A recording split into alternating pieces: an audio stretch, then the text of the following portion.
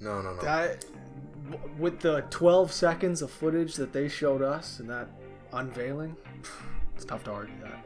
Which I don't know if you guys talked about it, but it's funny because during the preview event, they're like, "Oh, and we're gonna have a technical test at the end of the month," and I'm thinking to myself, when the fuck did betas all start getting called technical tests? And then when you go online, the gaming community, which is 99, they're toxic at the best of times, they give these technical tests games, like they give them a complete pass. Oh, it's just a technical test. Oh, of course there's supposed to be mistakes. Yet if there's a beta, people just shit on it. Like, they just go ham. So I kind of find it interesting that, like, if it's a technical test, that's fluffy, that's okay. It's bound to have glitches. So anyway, my point being is NHL is going to have a technical test at the end of the month, and yeah, that's what it is. Given that all the screenshots are Auston Matthews, I gotta know how that receding hairline looks. Do they render it in stunning 4K quality?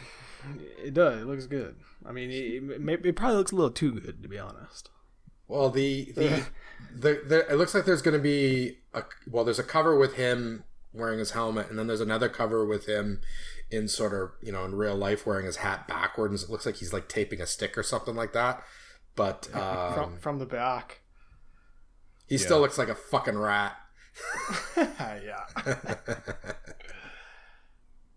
Hey, what's up, everybody? Welcome to Press X to Podcast. It's the podcast from your friends at CoD Connected.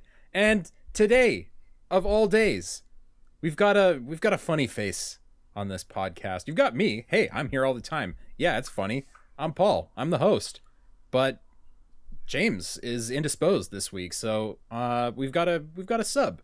We've got a substitute coming off the bench, fresh legs. Trevor Houston, how are you, my friend? Fresh legs. No, more like old, tired, weathered. Well, no. Weathered legs. Gritty, well-rested. Experienced. Past their prime. No. Well-rested, 2 games played on the season and ready to rock and roll. Yeah, Great I'm locker room excited. guy. Yeah, I'm excited to be back. Excited to be back. Thanks for having me.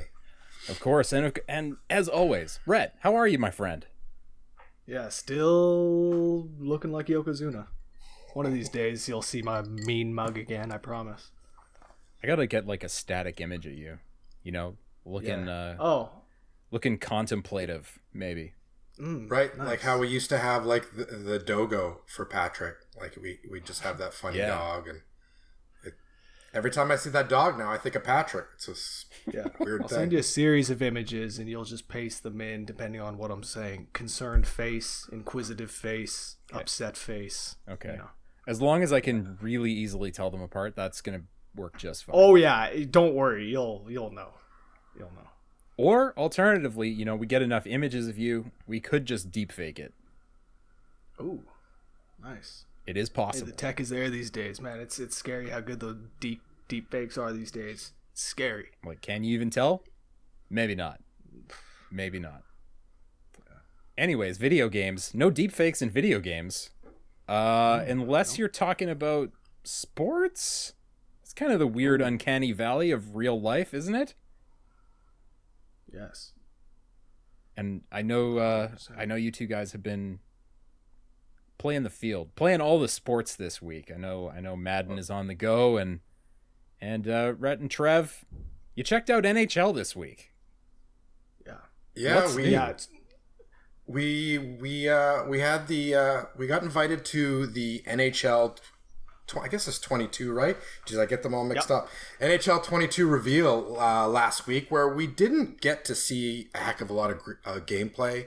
Maybe a few little bits of footage here and there, but Rammer, who's been on Sean, oh God, I'll butcher the pronunciation of his last name, so I'm not even gonna try. We'll just call him Rammer, and he's been one of the leads. I think he's vice president now, actually, of the NHL franchise for, it seems like, over a decade, forever. So they went through sort of the 3 big ticket items that we're to expect on the NHL franchise this year. Of course, the big one is the new Frostbite engine, which has already been in use for Madden and FIFA. They're bringing it over to the NHL franchise, and I think it'll be okay. I think it'll be a nice boost visually for the franchise. I think in the limited stuff that we did see, the ice looked really good. Some of the player facial animations looked good. The stitching on the jerseys you could see.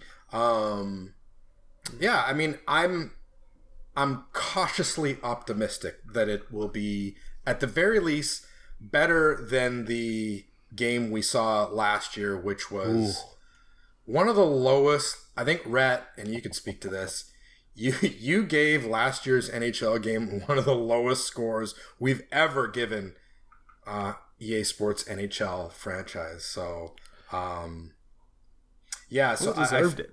I sense that you're not as optimistic as I am, but then again, you played it a lot more than I have in the last few years. So. Yeah.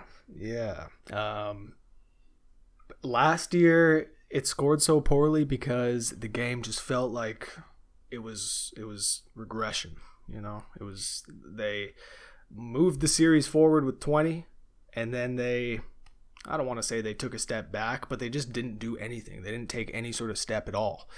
And 22, don't get me wrong, Frostbite is going to be great. Yes, it's long overdue, but 22, from the very, very little bit of gameplay footage they showed, man, sure, the ice was shinier, and sure, if you stopped and went into replay mode, you could zoom in and see that stitching, but I could not tell the difference. If you told me that was NHL 2021, I wouldn't be able to say otherwise. You know? Yeah, I actually suspect gameplay-wise, we're not going to see much of a difference at all, and I think it'll be all about getting it running effectively on the Frostbite, which is why I suspect we didn't see a great deal of gameplay. I think, and I just expect that there's going to be bugs, there's going to be glitches. They're moving this beast of a game over to another engine, so I suspect that's why they're sort of focusing on everything off the ice and not so much on the ice. So question, when they moved those other games over to Frostbite, did it change how they felt at all, or was Madden still the same? I mean, I think Madden, year after year, Madden is largely the same. There's always tweaks, and I always call them incremental improvements. Like, for instance, this year, which the embargo should be lifted by the time our podcast goes live, depending on when you blast this.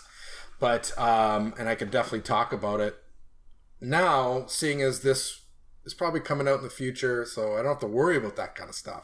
But I mean, as far as the passing game in the new Madden compared to last year, it's the same. It's identical. And that's fine. I mean, the passing game, I feel, in Madden is good as is. You know, why fix something that ain't broken? And with the running game, it is tweaked a little bit. It feels a little bit tighter. But it's so minute. The changes are just so minute. Instead, the focus is on the franchise mode and revamping the scouting. The facial animations in Madden are improved as well. Yeah, there's, what else do they do? Just a whole host of things that they did to the franchise mode, that they've done to the yard mode, which I'm not a fan of, but a lot of people like. So I think that's kind of what we should expect with NHL, is that it's going to still look, play, and feel the same way as it always does. But, World of Chell is going to see some boost behind the scenes and how things are done, with XP and all that stuff. But yeah, I find with the sports games, and you guys have talked about this as well, year after year, they don't change a great deal. And it has me wondering if is that because they've got a hardcore community that doesn't want to see those changes, or they just don't want to risk massive innovations. So I don't know. It's weird. I mean, NHL is kind of the outlier there. I think, FIFA feels a lot like soccer and Madden feels a lot like football. But we're Canadians. Playing NHL any of the last, 10 years, it just doesn't feel like skating. It doesn't have that glide. It doesn't have that smoothness. Even an amateur skater feels when they're on the ice. And I think they need to make drastic changes there to make it feel a little more like actually skating around. And I wonder if that's the purpose behind going to Frostbite, because they were using whatever archaic engine since, 08, 09. Like, it's been the same thing, the same hunchback players for the last 15 years, right?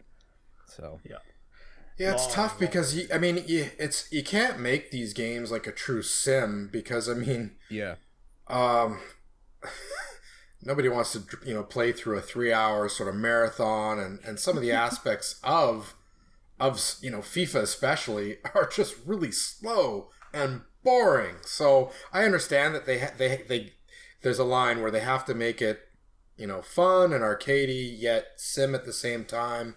But I also say that knowing like I don't play NHL like I used to. I used to play it hardcore. I used to join leagues and play through seasons and collect the stats and be all in. But I've just sort of I've gotten away from the franchise over the years. So yeah, I think in a lot of ways the hockey in the NHL games doesn't feel as sharp as real hockey.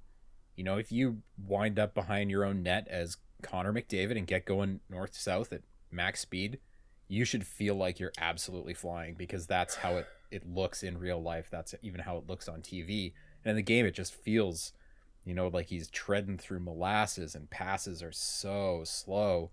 And I don't know how they fix that without it feeling too arcadey, but it in a way, it's slower than real hockey.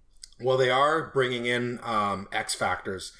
Superstar and zone X factors, which is something they do for the Madden franchise. So basically what that is the top 50 to 100 players in the league will have this sort of, it's almost like a temporary boost. If the player does some things on the ice, he can trigger his X factors where he'll, the little X factor logo will light up underneath his player, and that gives him sort of a temporary boost. So how it works for Auston Matthews, for instance, who's going to be on the cover of the next NHL, by the way. Not a bad pick. Punchable face, but not a bad pick. He's a good goal scorer. What can I say? But so if what happens with him is you can unlock the shock and awe, something like that, his zone ability, and you unlock that, and so it gives him this sort of temporary boost for a specific amount of time, which makes him just more deadlier on the ice. So I think what you're getting at, Paul, like, I think NHL does recognize they want to be able to highlight their superstars and have them stand above the rest of the packs. So, yeah, because you're right. Connor McDavid, we've seen him. He could take over a game. And even some of the lesser players to that extent, like on your shitty Flames team, Johnny Hockey, he can show up once every 40 games and do something decent. So is he on the X Factor list? He probably is. It's the top 50.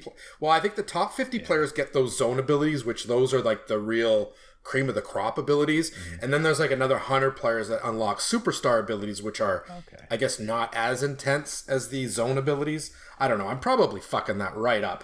But that's kind of the idea. So I'm thinking Johnny Hockey's top 100. Wouldn't he be? He's got to be.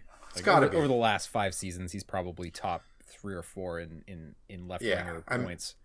I mean, they have to throw a bone to some Flames player, like, and give him superstar ability. Like, somebody's got to get it. He's what we got. So yeah, that's good to hear that they're bringing in the X Factor thing, because that made such a difference in Madden. Playing those games where that every once in a while, as Aaron Rodgers, you can throw up whatever stupid ball you want, and the receiver will come down with it. Like, exactly. It just makes it so much more dynamic when you're playing those games. But yeah, even Rhett brought it up afterwards. Like, after the preview event, he's like, we didn't see a hell of a lot. I'm like, yeah, we didn't. Like, that really is cause for concern. Yeah, it concerns me that the narrative that they're like trying to sell is, well, we brought Frostbite over to not only PS5 but PS4 as well. That's really the big seller. That's right. Hey, yeah, no, we got it on both. Exactly. That's right. Why is the game on PS4 in the first place? Oh, they're going to do that for another. They're going to do that for another 2 or 3 years, and it's going to continue to hold the franchise back. It won't be until 2025 when you get the real NHL next gen. Yeah, I almost find that happened with the Xbox One and the PS4. Like, these sports franchises don't really start to hit their stride until like year 3, year 4 of the console. It seems.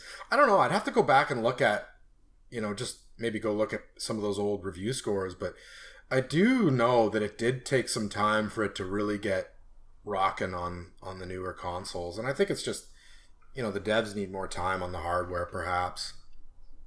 Yeah. I mean, does it hold them back? Probably. I mean, NHL doesn't have the budget that Madden and FIFA have, so it probably does hold them back to a degree. Yeah, for sure.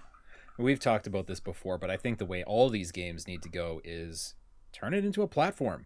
Turn it into a live service where there's just Madden football, there's NHL hockey, there's FIFA soccer. Buy the base thing every year. You buy your roster pack, you buy your whatever stadium pack, buy your event pack. All that stuff. It plays so much more into the way EA does business anyway. But, it would give the devs a break from having to generate this new game every freaking year. Just to have the platform intact and, look at something outside of sports like Destiny, how much better that product has got over time as Bungie just puts in work year after year after year. It's still, way up there as one of the best shooters that you can get your hands on. And it's a great way for people to kind of explore it at their own pace in a way without having to be like, oh, I got to spend $80-$90 on this game. Maybe you can jump into like exhibition mode for 20 or 30 in one of these sports. Yeah, it's weird because like I look at my friends list, and last year nobody should have been buying Madden 21 at launch. Like it was so half baked, half finished. You really shouldn't have bought it at launch. Yet, when I look at my friends list, which is loaded with guys I've played in Madden leagues with, great bunch of dudes, but man, every year after year, they buy that game like clockwork. And it doesn't matter how shitty it is or how great it is. They buy it year after year. And I find that that's the same story with Call of Duty fans as well. It just doesn't matter. Year after year, they buy that sucker. Even though, yeah, I agree. Like, let's take a few years off. Let's just make Madden 20, for instance, better and roll with it for 3 years. But gotta make that cash. That's a great segue, actually. Are they making a COD game this year, or are they just expanding on what they've got? Well, like clockwork, like death, like taxes, is going to be a new Call of Duty game. Oh, God. God. Well, the reveal was today. Well, today, which won't be today by the time this goes live. Yeah, Call of Duty Vanguard is going to be the next Call of Duty, and I attended that stream as well, which was that was a pretty lengthy stream too. It was a good hour and a half or so, and yeah, Sledgehammer is going to be the publisher on this one, and it's without their two top dogs who left. Glenn Schofield and Michael Condrey are both gone, so I'm actually really curious to see what Sledgehammer can do with the franchise. I mean, everything we saw at the reveal event looked really good.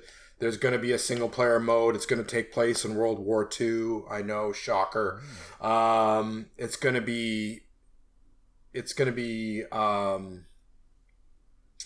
what else is there going to be? I'm looking at my notes. So it's going to be a multiplayer with 20 maps at launch, which I think that's actually impressive. There's going to be 20 maps at launch. 16 of them are going to be the traditional 6v6 maps. 4 of them are going to be the 2v2, I'm anticipating like gunfight type maps. The gunsmith will be back.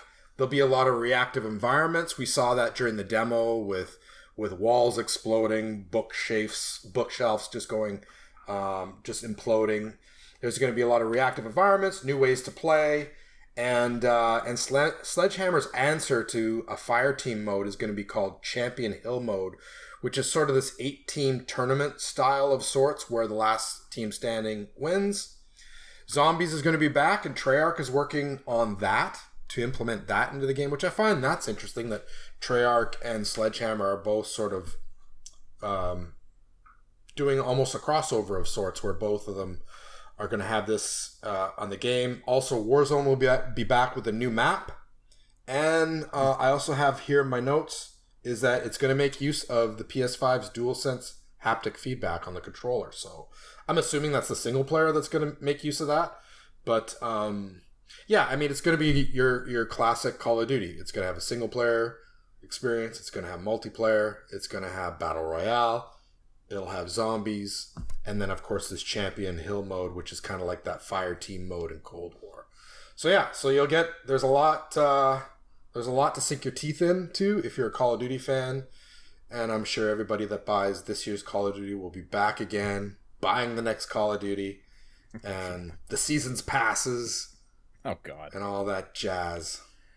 They'll also be out buying external hard drives and new SSDs and shit for the size that game is inevitably going to get to. Like Cold War is 200 plus gigabytes at this point. It's funny you mentioned that because I had in my notes and I really wanted to ask that question about like, hey guys, like your game's a fucking hardware pig. Like can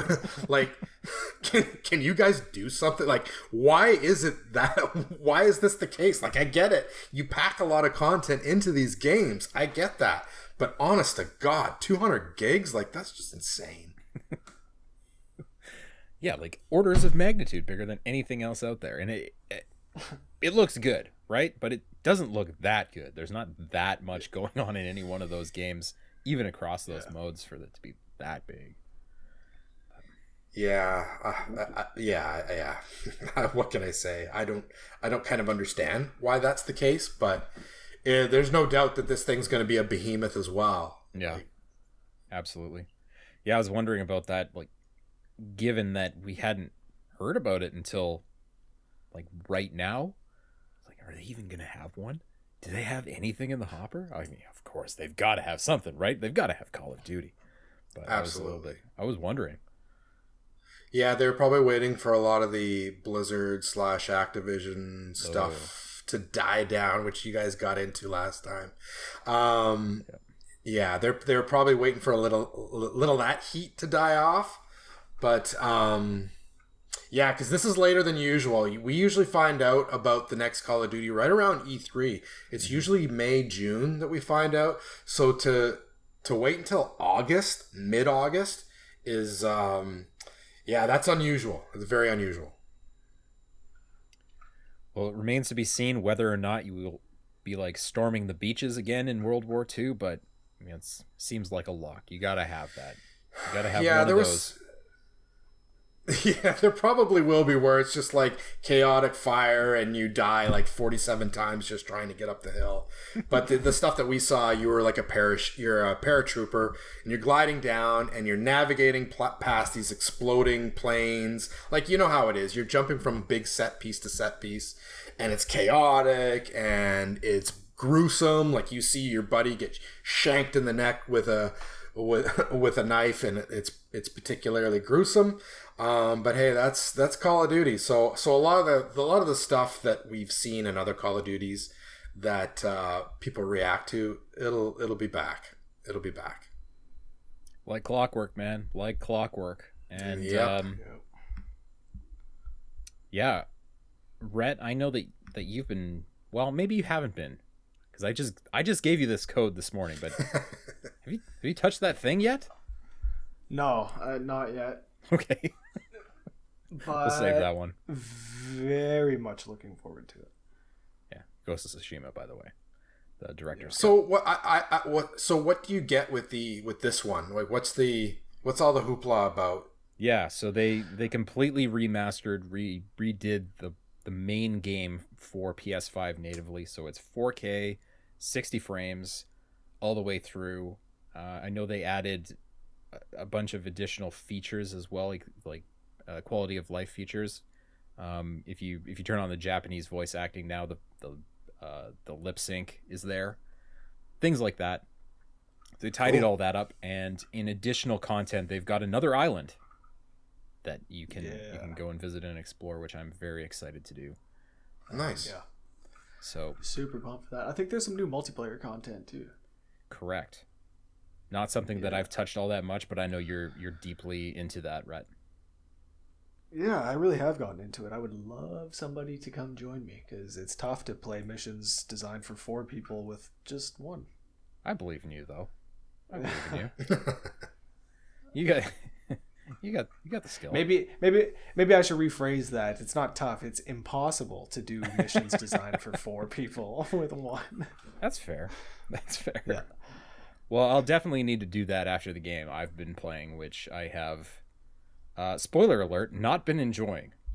And that game is 12 minutes, which we originally saw at, I think it was one of the Series X reveal events. It's a top-down point-and-click adventure where the hook is that the main character is going through a time loop, and ostensibly that loop is 12 minutes long, and you just go back to the beginning anytime you don't get the correct outcome, which sounds interesting, and maybe it's interesting, but the problem is you're doing a lot over and over and over again, and you might miss something, or you might miss a cue where you had to add A to B, and you've got to wait for the loop to finish before you can try again.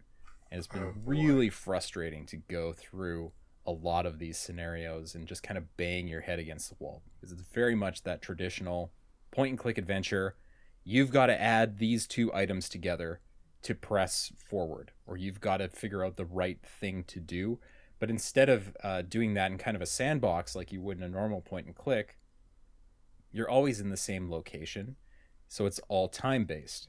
And I don't want to spoil anything, but there are plenty of things that need to happen at a specific time in the time loop in order to progress, in order to learn the things you need to know to get deeper into the narrative and into the mystery.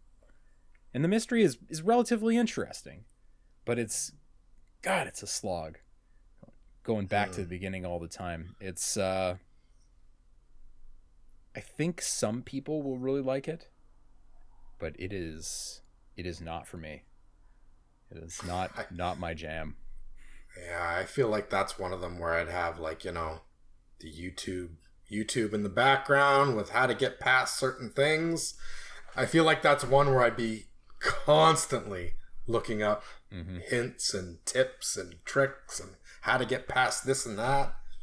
That's the beauty of pre-release. Sounds like it. That's the beauty of pre-release too. There is nobody to turn to. So, that is one of the shitty things and about getting games before embargo when nobody else has played them, because if you're stuck, well, unless there's a dev to help you out, you're fucked.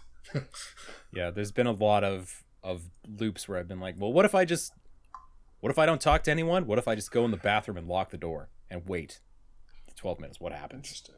And irritatingly, sometimes that kind of behavior bears fruit. So it's kind of taught me along the way that you have to do nonsense that makes no sense, because this is inherent in any kind of narrative structure like this. There's going to be gaps in the narrative where things don't play out like they would if these were real human beings, because you can't possibly write all those million branching paths of dialogue, or you could, but it would be impossibly difficult to develop. And that kind of leads to another one of my gripes with this, is that the writing isn't great. I don't love it. They have some big heavy hitter talent in the voice acting department, like AAA Hollywood performers like Willem Dafoe. Wow. The voice acting is not great. Yeah. And I don't know if that's a direction issue or just a dialogue and pacing issue. If the game wasn't finished enough when the dialogue was happening or being recorded to make 100% sense. But it's been a bit of a slog to get through, and I'm a little disappointed by that, but still trucking along, and obviously still going to give it an objective review, even if it's not my cup of tea. Sounds like it won't get a 90 or higher. I'm going to go out on a limb. I don't think it's going to get a 90 or higher from you, Paul. Okay. Just going to go. It's my bold prediction. By the time this comes out, the review will be live, so you'll be able to click somewhere on this video or somewhere in the podcast description to find that video. What you should do is have like a black screen for 12 minutes before the review starts. People are like, what's going on? You're in an infinite loop. Yeah. Good luck. Have fun. What have y'all else been playing? Anything of interest? Anything to bring to the table? You go, Red. I've been talking too much. Well, I realized the other thing that I have been playing is under embargo until the 19th, so I probably shouldn't say anything. That's okay. Everything's under embargo till the 19th. Yeah, pretty much. Yep, you can go ahead. Cool. In that case, then I've been playing this game called Monster Train. It's been out on the PC for some time, but it is coming out on the Switch, and it's cool. If you like deck builders, yeah, this is a good one. You play... I don't know if your train is going to expand, but with where I'm at in the game now, you have like 3 levels, and then you've got your like main level on your train, and enemies will come in through the bottom car in waves, and you need to kind of defeat them before they make their way up your train and into your like main car, like tower defense style. Yeah, tower defense style, exactly. Nice. They'll throw bosses in there too that can like move amongst the cars, however they want, and all kinds of shit they'll throw at you. Good times. Runs well on the Switch. Yeah, can't really find much to fault about this one. It's cool. Nice. Yeah, I didn't write this one down, but I touched a bit of a deck builder this past week as well, from our fellow Vancouverites, Clay, makers of such awesome games as Don't Starve and Invisible Ink. This one's called Griftlands, and it seems phenomenal.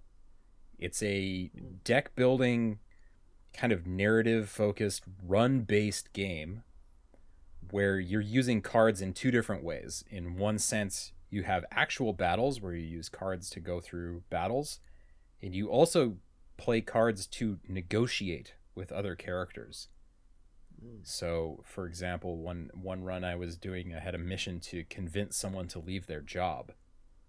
And so I could go over to this person and either attack them or negotiate with them and play this little card battle game to, break down their defenses and kill their resolve so that they decide to leave their job. Very cool. Seems extremely, extremely complicated and probably would need a ton of hours to really grasp, but it seems really good. Super well made, like all their stuff is. Nice. I'll definitely check that out. Yeah. What are you playing that on? It was on PC. I don't know if it's on anything else. Okay. Probably is. Seems like it would be relatively controller friendly, so I'd be surprised if it wasn't on console too. Yeah. And what else? The other thing that I touched that actually came out this week is Axiom Verge 2. And Axiom Verge being one of the very, very few games that does not have a review on CODconnected.com. Oh, I know. It's funny. Now that you mention that, I'm like, oh shit, I was supposed to get somebody on that. And oh shit, I gotta get that code. Yeah. The story of my life. Oh god, there's always something, right? There's always something. It's amazing that something that good is the one that like slipped through the cracks a few years ago. Funny that this one's on the same path, but the game itself seems really, really good. If you're a fan of the first game, it's kind of a Metroid-y,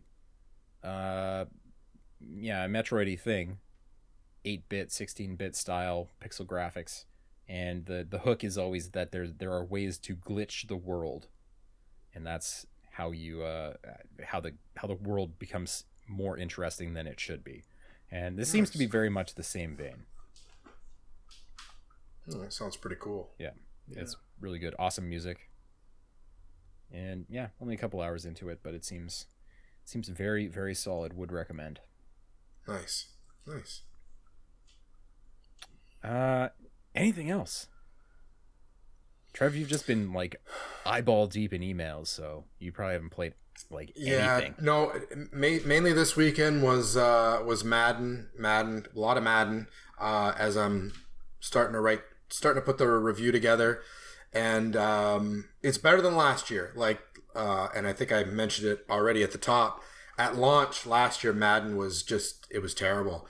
It was embarrassingly terrible. And I get it. The COVID really impacted the development cycle. Clearly, the developers talked about it, and it hurt all the major sports franchises. But in Madden, it really hurt it. So at least this year, at the very least this year, it's a finished game. It's complete. It's not bug filled. All the modes that everyone loves are back, and they're all functioning really well. And I think there'll be some improvements that the hardcore Madden fans will like. There's some things that I like, and I think on the flip side, there's some modes like Face of the Franchise, which I've got no time for, just because it's just it's not for me. It's for the more casual newbie Madden fan. It's good. It's a great entry point for those that have never played a Madden game to jump in and try Face of the Franchise, where you take this prospect and you're trying to get him drafted into the NHL. It's sort of a basic premise, but it's sort of Madden's little story mode. It's a really good intro to playing the game and learning how to play defense and offense. So yeah, so it's going to score better than what I gave it last year, which I want to say was in the 60s, similar to Rhett's NHL review. It was in 60s land, which is awful for EA Sports. So, well, awful for everyone, let's face it. But yeah, it's going to score higher than the 68 or 65 or whatever it is I gave it. And then other than that, it's Call of Duty Season 5. Gotta grind up that battle pass. You gotta do it. So, yeah, I know. It gets me every time. There's a new operator. There's 5 new maps. There's new weapon blueprints. And, of course, yeah, I dropped the, $20-$30 and get the battle pass and rank up. So. Oh, yeah. Have to. Yep. They got me hook, line, and sink. I mean, even if that's your thing and that's your deal and the thing you play all the time, it's not a bad deal to have a bunch of new things to do in your favorite game all the time. Like, I can't fault devs for putting that kind of content out. Except maybe Fortnite, because I hate that game. God. It's just... Yeah, not for me either. Yeah, it's weird. Just the whole XP and progression, and you want to prestige things, you want to unlock things, you want, it's just... those filthy bastards, they just hook me right in, so... They get you. It is what it is. Right in the lizard brain. Do. You don't know why you're doing it. You don't really want to do it, but you love it. You know? Yep. Yeah. I sure do. Every time. On that note, let's move into the news. And I didn't pull a ton of things this week. I don't know. There's not a ton of stuff going on. We're at the end of summer. It seems a little weird to me that we haven't heard anything from PlayStation in months and months and months since the launch of Ratchet. It's true. They've really been laying low. Yeah, I gotta know what's up their sleeve, if it's something or if it's nothing. You know? Well, they've got the new SSD thing that is apparently easier than opening a Tupperware container, right, Paul? Yeah, absolutely it is. I got the beta firmware, and I saw all these videos. They're just as bad as those fucking infomercials where, someone has obviously never held a screwdriver before, and they're making this thing that's really easy seem so difficult. Honestly, if you've ever opened a Tupperware container, you can install this SSD. You just freaking rip the back off this PlayStation, undo one screw, and you're done. That's it. Literally. Yeah. Can you plug in your hairdryer? You can install this SSD. It is that simple. Nice. And boots right up, does everything itself, works perfectly. Tried out all my favorite games, even things like Ratchet and Clank that are highly storage dependent. They work perfectly.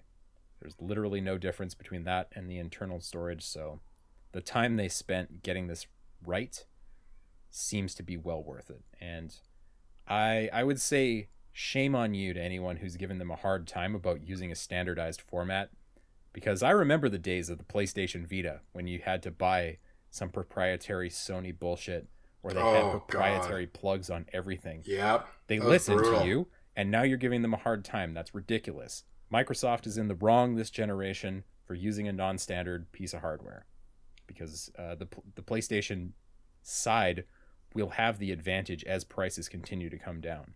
And the SSD that I bought for this is already $50 or $60 cheaper than that Seagate Microsoft plugin thing. So, well, I mean, that'll probably come back down as well. But my initial impression was like, well, Xbox, I just have to plug this thing in, this little thing. I just plug it in, and to me, it terrifies me to pop open the lid on my console. Like, it terrifies me, because immediately I think I must be voiding the fucking warranty. Like, I have to be voiding the warranty by popping the lid like this. But apparently we're not. We're not voiding the warranty. And like you say, it's apparently really easy. I know I will find a way to fuck this thing up. Oh, please. I just will. I will find a way. So part of me is like really intimidated by the idea that I'm going to have to pop this thing, but I will do it because I find I'm already maxed out as it is. Like I already need a little bit more space. So I'll be doing it. I mean, you can't have 2 Call of Duty games on there at the same time. No. or 3. Or even Madden on Series X right now is 55 gigs and installed. I'm like, wow, out of the gate, 55 gigs. That even seems high. That seems high for a sports game. So it only gets bigger. You know, there's a monster of a day one patch coming with that too. It's gonna blow up. No, it'll be 70 before in no time. Yeah, they've already said there's stuff coming post launch that they'll be throwing on top of it. So yeah, I mean that'll probably turn into a 100 gig game as well. So yeah, all these AAA games are seemingly just hardware hogs. Totally. Yeah. Anyways, we can actually get into the news, because one of the pieces of the news is sort of Sony related, maybe, and it's a game called Abandoned that has been all over the internet, and with all Huge kinds news. of speculation. Yep. Well, that is a PS5 exclusive, though, isn't it? Oh, is it? I'm 90% certain. Okay. Maybe 85% certain. We'll take that as the gospel. Pretty sure it's an exclusive. I could have sworn I saw it was exclusive. But yeah, we don't do any fact checking around here, so we'll just assume that that's the truth. But anyways, this Abandoned game, it's got Kojima written all over it. Just the way that it's been promoted, the way that the Twitter goes, the way that the videos look. And a lot of people are speculating that this is actually the remake of Silent Hill, or the new Silent Hill game, just in hiding. They even went so far on their Twitter one time to say that the actual name of our game begins with S and ends with L.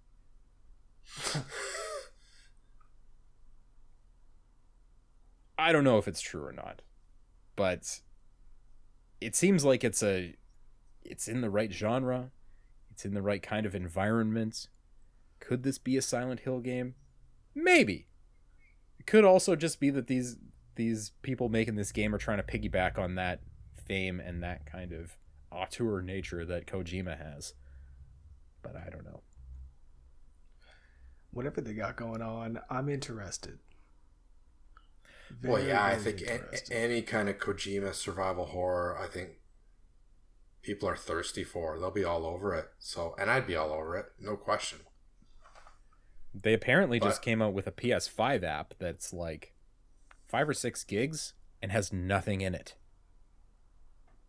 But people are trying to data mine this thing. Yeah, of course. Oh my god, are there the letters to spell Hideo Kojima anywhere within this file? Can we do it? Can we make the connection? And so far they haven't succeeded, but the dev has said that this app is just to show off videos of the game. I don't know if that holds water when it's that big, but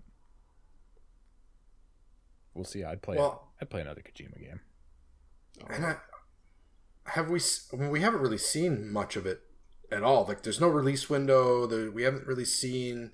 There was some sort of a teaser a few months back, which didn't show us a heck of a lot. So it's kind of clouded in mystery.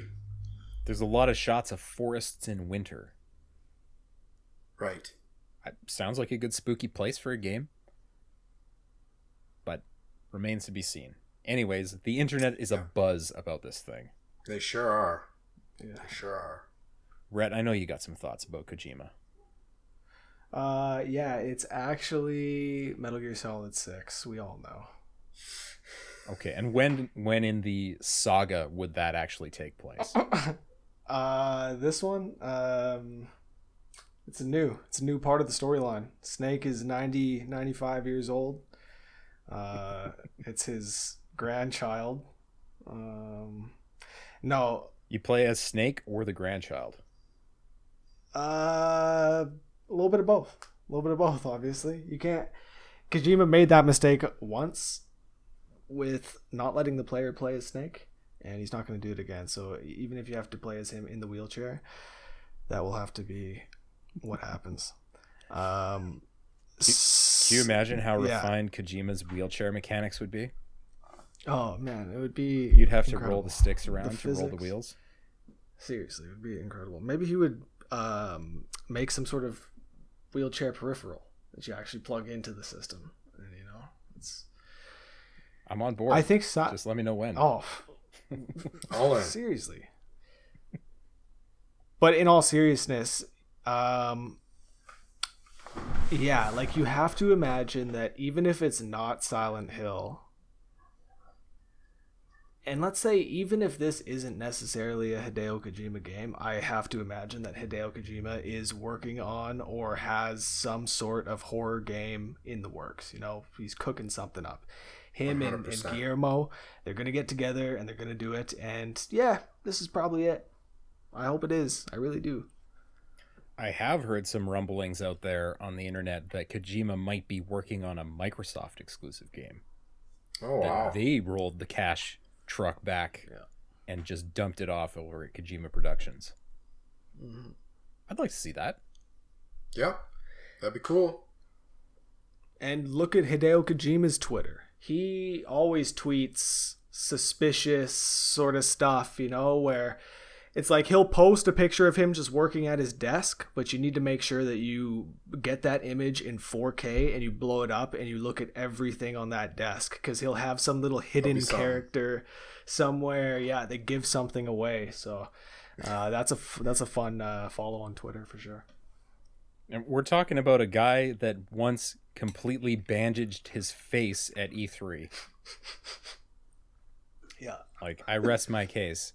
This Wait, man, what? he knows no limits. What did he do? Wait, let's back up. What did he do? Yeah. When Metal Gear Solid 5 was being revealed, yeah, he completely bandaged over his face and changed, I can't remember what the name was, but he changed his name to something that was an anagram of his real name. And then they tried to pitch MGS5 as not a Metal Gear game. They had the I can't remember what, or they were just calling it the Phantom Pain at that point. But then some of the relief in the words the Phantom Pain spelled Metal Gear Solid 5, and people had that figured out in like 3 minutes. But anyways, he knows no limits. This man is... No, apparently. Yeah, what a rock star. And yeah. So we should hear something soon-ish, hopefully. Hopefully. Goes back to what you guys were saying with Sony being so quiet. Like maybe they're gearing up for something big like this. Could be. I mean, there's still those persistent rumors about a Metal Gear Solid remake. Yep. Still hear rumblings about that quite regularly. So I'd be surprised if that doesn't actually exist. Yeah. Sony's not doing a Gamescom thing this month or anything like that? Wow. No, they renewed their trademark on the PlayStation experience, which is that winter thing they did a few times pre the end of the world. So maybe that's coming up. I don't know. The only thing that they really have on their radar is the Death Stranding director's cut. Yep. Okay. but we shall see. Oh, there's always lots of shit in the works. It's coming. There is always lots of shit in the works, and always lots of shit in the works, and particularly over at Remedy Entertainment. Right. There's been a lot of kerfuffle about that studio as well. Most recently having made Control, but previously Alan Wake. And in the last week or so, we've heard rumblings that Alan Wake 2 might be in full production over at Remedy. And also, the CEO confirmed that they have 2 Control games they're making. Interesting. One of which is a multiplayer, player versus environment. Sounds like kind of a Horde sort of thing. Mm.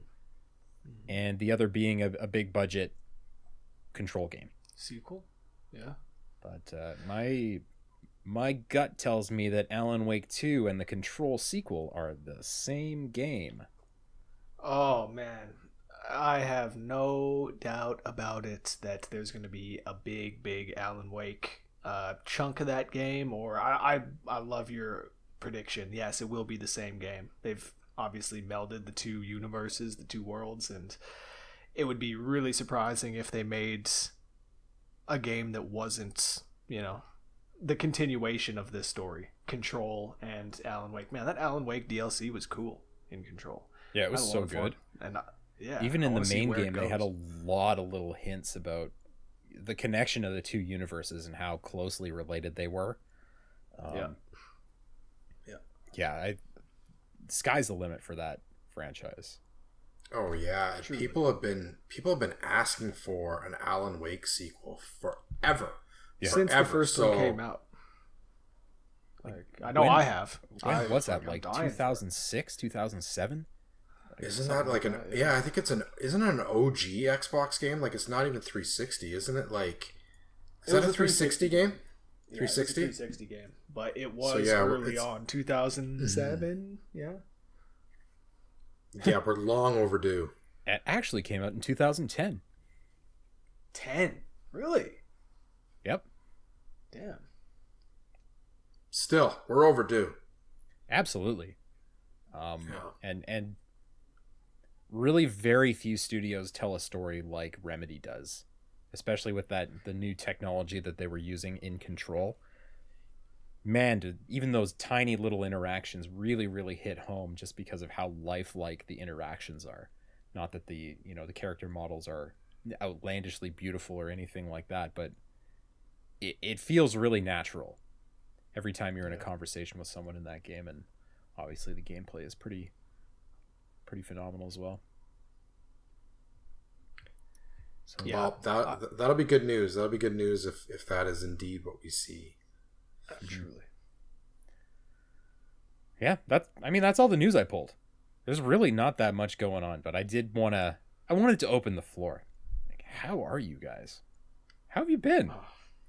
Good. Like, it feels like it's funny because there used to be when we first started doing back in the day, like, I feel like there used to be like a summer lull where it was slow and there weren't a lot of games. But this summer has been jam-packed. Like, we were talking earlier that we just received like 4 or 5 new games to review, and there's no summer slowdown whatsoever. So while we might be light on news or interesting news, the games haven't slowed down. There's still a ton coming, and nothing's slowing down at CODconnected.com. Nothing. Absolutely not. Absolutely nothing slowing down. That's another one I just remembered is the Hades just came out on console as well, on PlayStation and Xbox. Oh, right. Nice. Another great game. Oh, totally. Yeah, I mean, you're that one. You're totally right that the slowdown used to be very real. From June to mid-September was nothing. Yeah. And Madden was kind of the harbinger of the impending fall and all our deaths because of death by review. But not anymore. Not anymore. People have no fear of dropping a big game in June or August. Maybe not July. Yeah, I remember like the fall used to be like it would be summer and then the fall rush where almost every single reviewer would have 4 or 5 games on the go. Like you would have so many games on the go and you're doing nothing but playing and writing. Mm-hmm. And then Christmas hits and it grinds right down, or December hits, it grinds right down, and then it kind of ramps back up again a little bit in February. So you even get like, but now like with profits and sales at an all-time high, with so many games, the video game industry is alive and well, and it's great for us because it gives us lots to cover, lots to write about, lots of videos to do, and so there's never any shortage of content to share and talk about and all that stuff. And we post it everywhere, like literally everywhere. You can't turn left, you can't turn right without seeing a CODconnected.com piece of content. Yeah, it really is always cool when you see our content on like an Accolades trailer or even just seeing like a dev or a publisher tweet us out. Even some of the music producers that follow us and retweet our content. I just love seeing that stuff because there are a lot of passionate devs out there and so many in the industry that are passionate about what they do, and so when they give us a shout out, I absolutely love seeing that, especially when they recognize the hard work that the team does, and and everybody does so much and everybody does a ton of work. It's awesome. It's nice to get recognized from the other side there, for sure. Yeah, it's so easy to get bogged down in the nonsense, online, and for me, I prefer to focus on the positive side of things and try to boost the positive side of things when I can. So getting those interactions with people who are passionate about what they're doing and people who believe in what they're doing, it makes all the difference. In keeping that fire burning and keeping that drive alive. Yeah, it's always it's always refreshing, and it does it keeps me going, keeps me hustling for sure. But needless to say, how am I doing? I'm busy as fuck. Busy as fuck. Can't stop, won't stop. No. Well, thanks for hanging out, guys. I think that's probably going to do it for this episode. I mean, we covered a lot of ground. Yeah. We talked about hockey. We talked about football. We talked about 12 minutes. We spent less than 12 minutes on 12 minutes, I think. Sounds like that's all the time we should be spending on it. Zing! Stay tuned for that review. Stay tuned also for reviews of Madden and Ghost of Tsushima Director's Cut and Monster Train and NHL 22. Yeah, that'll be coming up. Expect the flames on that one. And I ain't talking Calgary. Zing. Zing. Ideally, I actually just wrote them a letter that hopefully they'll listen to it. Hopefully they're going to delete that team from the game. I don't know. Fingers crossed. Waiting for them to get back to me. Mm-hmm. I am curious how the Kraken's going to look in that game. Like I'm actually kind of excited to see what the Kraken will look like. The jerseys, the new arena, all that kind of stuff. I like their jerseys. I do too. Yeah. I don't hate the name. I know they got a lot of hate with the name and the jerseys, the logo, and everything. I don't hate it. No, me neither. No, I'm fine with it. I mean, their team looks a little bit rough. Not a lot of superstars on that squad. Yeah, but, not as good. I mean, Vegas didn't look great on paper when they drafted their team, but you really started to realize that, the team worked together a lot better than we thought they would. So I'm not going to count them out, but I do think that they're certainly not going to be going to the final like Vegas did in their first year, Yeah, it definitely doesn't feel like they'll have the same kind of success as the Golden Knights. At least not until they get a third jersey that I guarantee is going to have a giant, actual Kraken on the front of it. Oh, for sure. I can't wait to buy one of those and rock it all over Vancouver as the troll Kraken fan. I cannot wait. I love it. That's you get awesome. Johnny Depp's face on the shoulders. He's like, the alternate logo. Absolutely. Why not? I love it. Yeah, I love it. Taking y'all down to Davy Jones's locker. Straight up. So yeah, check out CodConnected.com. Check out the YouTube, Instagram, Twitter, Yeah. Facebook, all the places, all the stuff. Like and subscribe. Hit the thumbs up. Hit the heart. Leave a comment. Ding the bell. Do whatever it is you do. Just do it. Just do it. And All the things. do all the things, like you always say, Trev. And in the meantime, we'll be back in a couple weeks. We'll be back in a couple weeks' time. Hopefully, James will be back from his indisposition, and we look forward to seeing you there. We look forward to that. In the meantime, take care of yourselves. Take care of each other. See you next time, everybody. Peace out.